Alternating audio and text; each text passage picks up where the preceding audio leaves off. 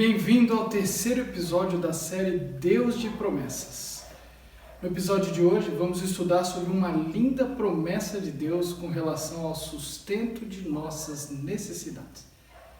E para compreendermos melhor essa mensagem, quero convidar você para orar e pedir a presença de Deus conosco agora, ao abrirmos a sua palavra. Feche os olhos, vamos orar. Senhor, nesse momento eu clamo a Ti e peço que o Senhor nos dê uma mente aberta, um coração aberto para ouvir a Tua voz. Hoje, mais uma promessa bíblica que nós vamos estudar. Uma promessa que fala de sustento, fala dos Teus cuidados para com as nossas necessidades. Então, por favor, fala conosco agora, nós queremos ouvir a Tua voz. Queremos que o Senhor se faça presente onde quer que a gente esteja assistindo nesse momento. Em nome de Jesus. Amém. O texto onde nós vamos encontrar a promessa de hoje está em Mateus capítulo 6, verso 33. Mateus capítulo 6, verso 33, e diz o seguinte: Busquem, pois, em primeiro lugar o reino de Deus e a sua justiça, e todas essas coisas serão acrescentadas a vocês. Acho que todo mundo, sem exceção, tem grandes preocupações com o que popularmente a gente chama de ganha-pão. O que eu vou comer, o que eu vou vestir, onde vou morar. São preocupações genuínas que nos impulsionam a buscar a todo custo os recursos e ações profissionais necessárias a fim de prover o nosso sustento. Mas, muitas vezes, devido às crises, devido a problemas de saúde ou mesmo dificuldades financeiras, somos colocados em uma condição de risco, capaz de causar uma preocupação e ansiedade exageradas.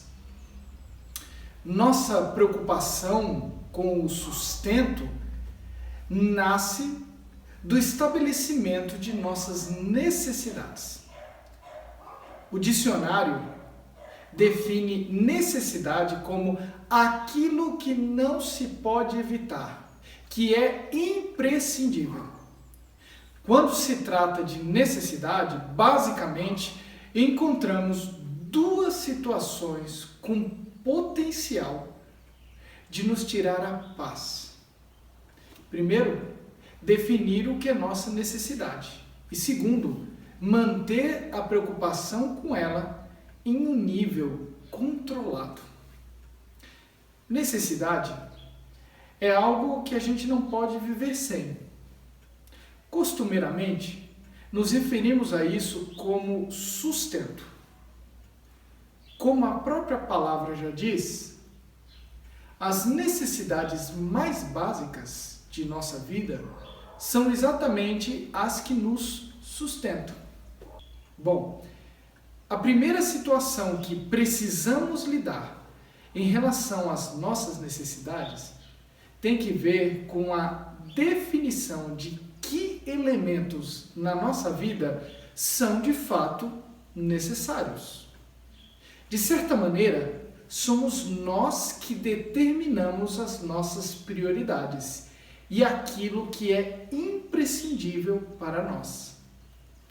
A partir desse momento, concentramos nossos esforços e recursos para alcançar tais elementos.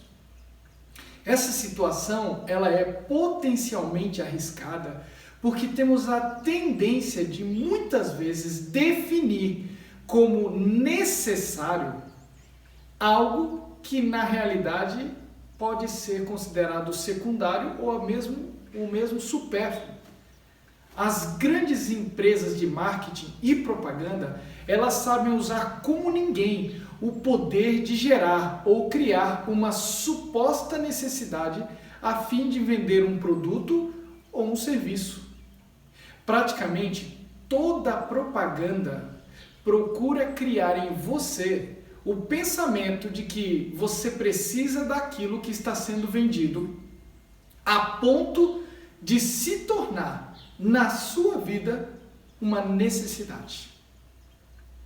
As falsas necessidades têm o incrível poder de governar a mente e o coração de muita gente, tirando a força, tirando a paz, colocando uma luta desenfreada por aquilo que não necessariamente satisfaz.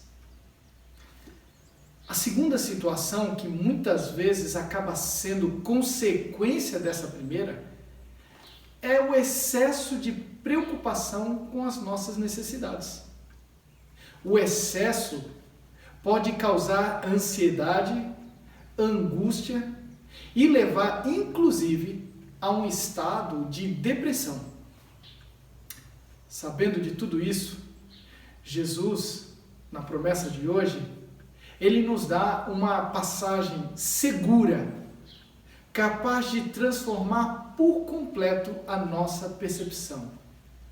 Busque, em primeiro lugar, o reino de Deus, e todas as suas necessidades serão acrescentadas. No contexto dessa promessa, Jesus mostra para aqueles que estavam ouvindo as aves dos céus e as flores do campo. Então ele mostra o cuidado que ele tem com seres que nem sequer entendem a maneira de Deus proceder, que são irracionais para com as ações de Deus e ainda assim não têm preocupações. Por que buscar a Deus em primeiro lugar? Jesus entendeu que não sabemos direcionar a nossa preocupação com aquilo que de fato é o mais importante. Apesar de precisarmos do pão de cada dia, muitas vezes nos desgastamos por aquilo que não é pão. Então, para evitar que a gente caia nessa tentação de criar necessidades irreais, Jesus nos aconselha a ter apenas uma preocupação principal: o reino de Deus. Quando nos preocupamos com o reino, o rei pessoalmente se preocupa com aquilo que nós precisamos. Assim, é como se Jesus dissesse para a gente se preocupar em simplesmente estar na presença do rei e mais nada. Não porque a gente não precise de outras coisas, porque de fato nós precisamos, mas porque o resto ele se compromete em cuidar por nós. A promessa de hoje, portanto, é a certeza de que Deus cuida das suas necessidades melhor do que você mesmo. E nele você não vai ter falta de nada além daquilo que ele vai te dar. Um dos textos mais bonitos da Bíblia é o Salmo 23, o Salmo do pastor. Nesse salmo, Davi nos diz: o Senhor é o meu pastor e nada me faltará. Muitas vezes, ao lermos esse verso, entendemos que tudo aquilo que a gente quer, o grande pastor vai nos dar. Mas a melhor compreensão do texto nos leva ao sentido da satisfação. Ou seja, se o Senhor for o meu pastor, eu não terei falta de nada. Eu aceito sua provisão e eu confio no seu cuidado. Não à toa, logo após falar isso no primeiro verso do capítulo, o salmista ele segue dizendo que o grande pastor nos leva a verdes pastos e águas tranquilas. Ou seja, uma representação clara, direta de comida e bebida, que é a nossa necessidade básica. Ele cuida das necessidades, não falta nada. Mas por quê? Porque primeiro a ovelha aceitou o pastoreio do pastor. A condição de buscar o reino em primeiro lugar não é um capricho do rei. Não é uma exigência sem sentido. A condição diz respeito a eu aceitar os cuidados dele. Eu busco para dizer que preciso e aceito o que ele tem a me oferecer. Todas as coisas serão acrescentadas. Deus alimenta os pássaros e veste as flores. Ele fará ainda mais por nós. É nossa fé pequena que impede Deus de trabalhar de maneira grandiosa como Ele gostaria. Se nos sujeitarmos a Deus e vivermos para as riquezas eternas, Ele revelará as grandes bênçãos que estão reservadas para nós. O fato de Deus cuidar do nosso sustento, porventura revela que nunca vamos passar por nenhuma necessidade ou que nunca vai faltar nada? Não necessariamente. Significa que Deus, às vezes, permite a dificuldade apenas para lembrar você que é Ele quem te sustenta e para agir de maneira gloriosa em teu favor. A flor do campo, que se veste de maneira tão bela como Jesus descreveu nesse mesmo capítulo que nós lemos do livro de Mateus, durante o inverno perde suas pétalas e seca. Mas aquele que cuida do sustento dela sabe que o inverno não dura para sempre. E mesmo que todos achem que a flor morreu, logo chegará a primavera e ela florescerá de novo. Olhe como exemplo um personagem da Bíblia. Elias fugiu da presença de Acabe após anunciar que não iria chover pelos próximos anos. Então Deus o guia até o ribeiro de Querite, onde ali tem uma fonte de água e onde corvos trazem o pão no bico. O tempo passa e algum tempo depois o ribeiro seca. Quando Deus promete o sustento, não significa que você não vai passar por dificuldade, mas sim que em cada dificuldade é um momento de Deus agir gloriosamente a seu favor. Então, Deus envia Elias para ser sustentado pela viúva de Sarepta. Essa, por sinal, só tem mais uma porção de farinha e azeite na botija para uma última refeição, um último pão para ela e para o seu filho. O profeta Elias faz um pedido em comum: faça o primeiro pão, a primeira porção para mim. Ela crê, coloca o sustento dela em risco para buscar a Deus em primeiro lugar, pois o profeta Elias representa ali a presença do próprio Deus na vida dela.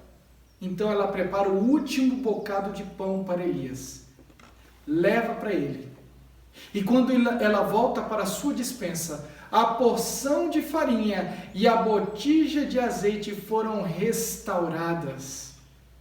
Enquanto durou a seca, nunca terminou a farinha ou secou o azeite da sua botija. Às vezes, Deus permite sim que seus filhos sejam colocados à prova em relação ao seu sustento, mas apenas para lembrar que Ele está no controle e que nós precisamos aprender a confiar nele. Assim, o texto de hoje é uma promessa embrulhada em um desafio. Busque primeiro as necessidades do reino de Deus. Faça das suas necessidades espirituais a sua maior necessidade.